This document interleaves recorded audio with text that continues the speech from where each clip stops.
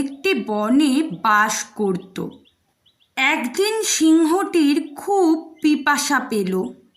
সে জল খাওয়ার জন্য একটি ঝর্ণার কাছে পৌঁছে গেল।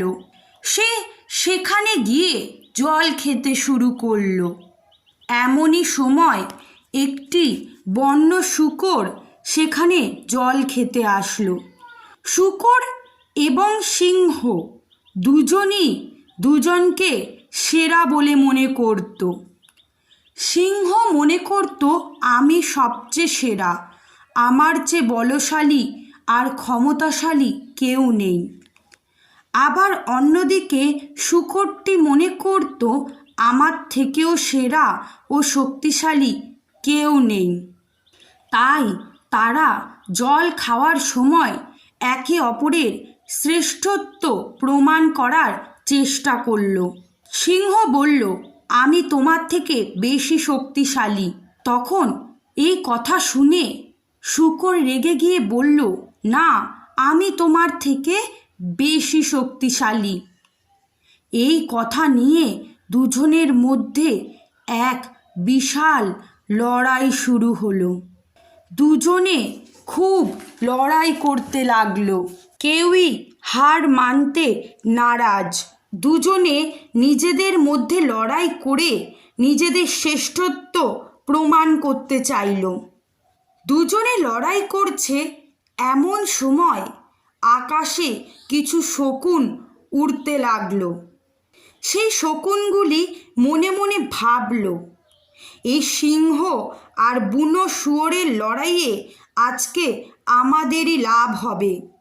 আমরা নিশ্চয়ই কিছু টাটকা মাংস খেতে পারবো।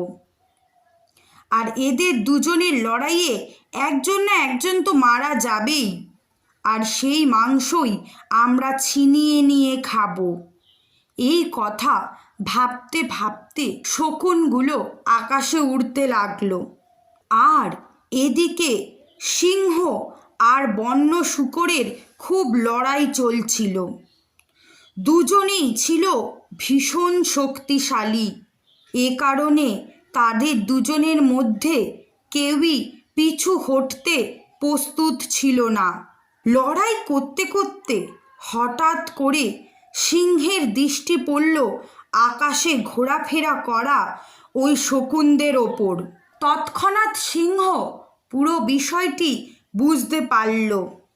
লড়াই থামিয়ে সিংহ শুয়োরকে বলতে লাগলো, এই যে শুয়োর ভায়া, আকাশের দিকে তাকাও, দেখেছ কত শকুন উড়ছে? ওরা কিন্তু অপেক্ষা করছে যে আমাদের দুজনের মধ্যে কারোর না কারোর মৃত্যু হবে, আর সেই মৃত্যুর ফলে আমরা শকুনের খাদ্যে পরিণত হব। তাই এই যুদ্ধে তুমি বা আমি মারা গেলে এই শকুনেরই লাভ হবে, আমাদের ও খাদ্য রূপে পাবে। তাই যুদ্ধ করে মারা গিয়ে শকুনের খাদ্যে পরিণত হওয়ার চেয়ে একে অপরের সঙ্গে বন্ধুত্ব করে নেওয়াটাই ভালো, আর সুন্দর করে শান্তিতে জল খেয়ে বাড়ি যাওয়াই ভালো। সিংহের এই কথা শুনে বুনো শুয়োর বলল, হ্যাঁ, ঠিকই বলেছ, এই শকুনগুলো আমাদের মৃত্যুরই অপেক্ষা করছে, তাই আমাদের বন্ধুত্ব করে নেওয়াটাই ভালো।